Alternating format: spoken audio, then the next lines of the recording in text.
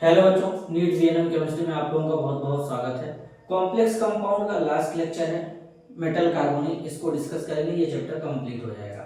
चलिए इसको डील कर लेते हैं। इससे जनरल नॉर्मल क्वेश्चन आते हैं, वही समझ लेंगे हम लोग कि कैसे इसको पढ़ना है। ठीक है, तो मेटल कार्बोनिक देखो क्या होता है। पहले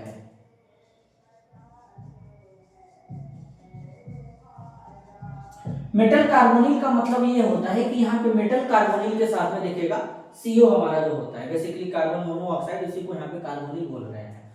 दूसरा बात ये, इसे ऑर्गेनोमेटेलिक कंपाउंड भी कहते हैं। क्या कहते हैं? इसका दूसरा नाम क्या हो जाएगा? Organometallic compound. अब ऑर्गेनोमेटेलिक कंपाउंड क्यों कहते हैं? क्योंकि इसमें मेटल हमारा डायरेक्ट कार्बन के साथ में बॉन्ड बनाता है। जब भी केमिस्ट्री में मेटल कार्बन के साथ में डायरेक्ट बॉन्ड बनाएगा तो उसको जनरली बोलते हैं ऑर्गेनोमेटेलिक कंपाउंड। अब बात को जरा ध्यान से समझना, एक जनरल बात समझते हैं। ये देखो मेटल है और ये हमारा कार्बोनिल है, तो इसके पास इस तरीके से यहां पर क्या होंगे, क्या होता है, ये इसके वैकेंट ऑर्बिटल है और ये मेटल है। मेटल के पास में भी क्या होते हैं? मेटल के पास में भी तुम तो जानते ही हो कि वैकेंट ऑर्बिटल होते हैं। क्या होते हैं? वैकेंट ऑर्बिटल होते हैं। तो ये हमारा लिगेंड है, ये हमारा लिगेंड है, ध्यान देना, बात को समझना। और ये हमारा मेटल है। तो लिगेंड के पास जो इलेक्ट्रॉन पेयर होते हैं, शुरू में हम लोगों ने यही पढ़ा था कि जो कोऑर्डिनेट बॉन्ड होता है वो लिगेंड बनाएगा मेटल के थ्रू। क्या करेगा? मेटल को इलेक्ट्रॉन पेयर डोनेट करेगा उसके वैकेंट ऑर्बिटल में। तो ये जो कार्बोनिल है, इसको कार्बोनिल कहते हैं, ये लिगेंड है। ये कार्बोनिल क्या करता है? इस मेटल के वैकेंट ऑर्बिटल में इलेक्ट्रॉन पेयर डोनेट करके बॉन्ड बनाता है। तो जब लिगेंड मेटल को इलेक्ट्रॉन डोनेट करेगा, इलेक्ट्रॉन पेयर, तो यहां पे तुम्हारा सिग्मा बॉन्ड का फॉर्मेशन होता है, ध्यान देना। लेकिन मेटल क्या करेगा? जब अपना इलेक्ट्रॉन पेयर, मेटल के पास फील्ड ऑर्बिटल भी तो होंगे, जब ये क्या करेगा, लिगेंड के कार्बोनिल के वैकेंट ऑर्बिटल में डोनेट करेगा तो पाई बॉन्ड बनाएगा। कौन सा? Pi bond. और ये बॉन्ड पीछे से बना रहा है, तो इसी को बैक बॉन्ड भी कहते हैं, या इसी को बैक बॉन्डिंग कहते हैं। और इसका दूसरा नाम होता है सिनर्जिक बॉन्ड। क्या होता है? Synergic bond. तो तुमको क्या याद रखना है कि जब लिगेंड हमारा मेटल के साथ में बॉन्ड बनाएगा तो वहां पे सिग्मा बॉन्ड बनेगा। पाई बॉन्ड कब बनेगा? जब मेटल अपना इलेक्ट्रॉन फील्ड करेगा, डोनेट करेगा किसको? लिगेंड को। तो इस केस में पाई बॉन्ड बनेगा, बैक बॉन्ड भी कहते हैं, इसी का दूसरा नाम सिनर्जिक बॉन्ड होता है। क्लियर है? अब चलो जरा कुछ दिखाता हूं, कुछ हम लोग कार्बोनिल कंपाउंड को देखते हैं और उसमें बॉन्डिंग वगैरह समझते हैं, क्योंकि एग्जाम में डायरेक्ट क्वेश्चन आ जाता है कितने मेटल मेटल बॉन्ड होंगे, कितने सीओ बॉन्ड होंगे, तो ये सारा चीज डील कर लेते हैं। ठीक है, जैसे पहला NiCO4, NiCO4 टेट्रा कार्बोनिल निकल इसको कहते हैं। देखो इसमें क्या होता है कि निकल है, निकल के साथ में 4 CO इस तरीके से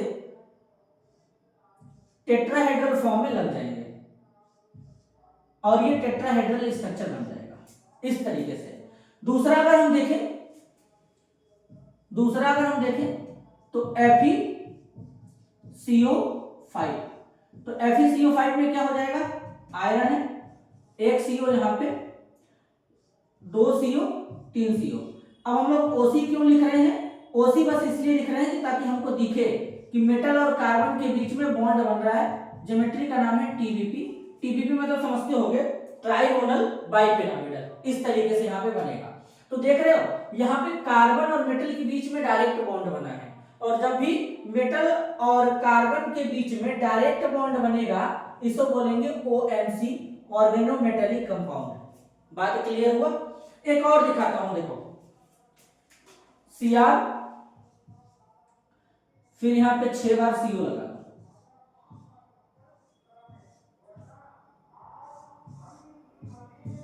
इस तरीके से, और ये ऑक्टाहेड्रल में होता है। किसमें होता है? ये ऑक्टाहेड्रल में होता है। तो इस तरीके से इनमें बॉन्डिंग तुमको देखने के लिए मिल सकता है। क्लियरिटी के साथ समझ में आया? इसको CrCO6 लिखेंगे।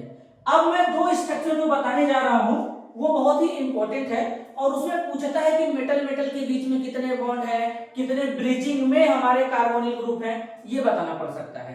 तो उस टाइप का भी देख लेते हैं, दो और है देख लेते हैं। तो पहले इसको इरेज करते हैं, देखना जरा ध्यान से। Mn2CO10। अब इसमें देखना इसका स्ट्रक्चर कैसे बनाएंगे। देखो पहले दो बार Mn है, Mn Mn हो गया, ठीक है। अब क्या करना है जरा ध्यान से समझना। 10 CO है तो एक काम कर लेते हैं ना, देखो एक काम कर लेते हैं, 5 हिस्से लगा देते हैं, 5 हिस्से लगा देते हैं। देखना जरा ध्यान से कैसे लगाएंगे। 1 2 3 4, सही है। एक यहां पे लगा दो 5, एक यहां पे लगा दो 5, देखो 2 1 2 3 4 5 6, 6 हो गया। अब एक यहां पे लगा दो 7, एक यहां पे लगा दो 8, देखो 2 2 4 2 6 2 8 हो गया। एक यहां पे लगा दो 9 और एक यहां पे लगा दो तुम्हारा 1 2 3 4, 1 2 3 4 5, एक यहां पे लगा दो भाई, चलो यहां पे लगा दो, और यहां पे मेटल मेटल के बीच में डायरेक्ट बॉन्ड बना दो। तो तुम्हारा देखो सवाल क्या रहेगा कि जैसे ये देता, पहले गिन लेते हैं 1 2 3 4 5, 1 2 3 4 5, ये हो गया ना। तो क्वेश्चन ये आता है कि तुमको ये दे देगा और तुमसे बोलेगा Mn2CO10 में मेटल मेटल लिंकेज कितना है। तो इसमें मेटल मेटल बॉन्ड क्या है, एक है। ब्रिजिंग में कितने कार्बोनिल इन्वॉल्व है, तो ब्रिजिंग में एक भी कार्बोनिल इन्वॉल्व नहीं है, एक भी कार्बोनिल ग्रुप ब्रिजिंग में इन्वॉल्व नहीं है, और मेटल मेटल के बीच में केवल एक बॉन्ड है इसमें, तो ये तुमको ध्यान देना पड़ेगा। एक और स्ट्रक्चर है इंपॉर्टेंट है, बता देता हूं, स्क्रीनशॉट ले लो। चलो देखो वो भी बता देता हूं, वो भी इंपॉर्टेंट है।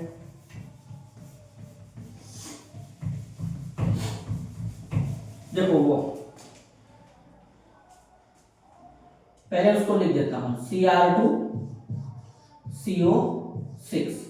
अब देखो ये भी स्ट्रक्चर बहुत ही इंपॉर्टेंट है, बहुत बहुत बहुत इंपॉर्टेंट है। तो इसको कैसे समझेंगे जरा ध्यान से समझना। पहले दो क्रोमियम ले लो, दो क्रोमियम ले लो, इस तरीके से दो क्रोमियम ले लेना, दो हो गए। अब इसमें क्या करो, एक मेटल मेटल बॉन्ड बना दो और एक CO इस तरीके से ऊपर ब्रिजिंग में डाल दो, और क्या करना, एक CO इस तरीके से और ब्रिजिंग में डाल दो।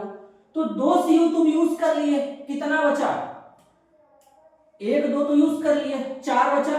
एक यहां पे ले लो, एक यहां पे ले लो, एक यहां पे ले लो, एक यहां पे ले लो, इस तरीके से, ठीक है। ये हो गया। मेरे हिसाब से यहां पे 6 नहीं होता, यहां पे हमारे हिसाब से 8 होता है। कितना होता है, 8 होता है। तो एक तुमको और लेना पड़ेगा, तो एक और लगा लो CO और यहाँ पे CO। अब जरा ध्यान से समझ लेना, देखो तो इसमें तुमसे क्वेश्चन क्या पूछता है। पहली बात, इसमें मेटल मेटल बॉन्ड कितने हैं, मेटल मेटल बॉन्ड कितने हैं, एक है। ब्रिजिंग CO कितने हैं, 2 है, और बाकी तो टर्मिनल पे लगे हैं इस तरीके से। तो इस तरीके के क्वेश्चन इससे बन सकते हैं। तो सही स्ट्रक्चर इसका यही है, फॉर्मूला भी अब सही है, Cr2CO8 होगा, 6 नहीं होगा। तो मेरे हिसाब से ये तुम लोगों को क्लियर हो चुका होगा कि किस तरीके से हम लोग कॉम्प्लेक्स कंपाउंड में मेटल कार्बोनिल को समझेंगे। तो ये तुम्हारा आज का लास्ट टॉपिक था। अब नए चैप्टर में मिलेंगे नए टॉपिक के साथ में। तो आज के लिए बस इतना ही, मिलते हैं अगले वीडियो में, तब तक के लिए धन्यवाद, नमस्कार।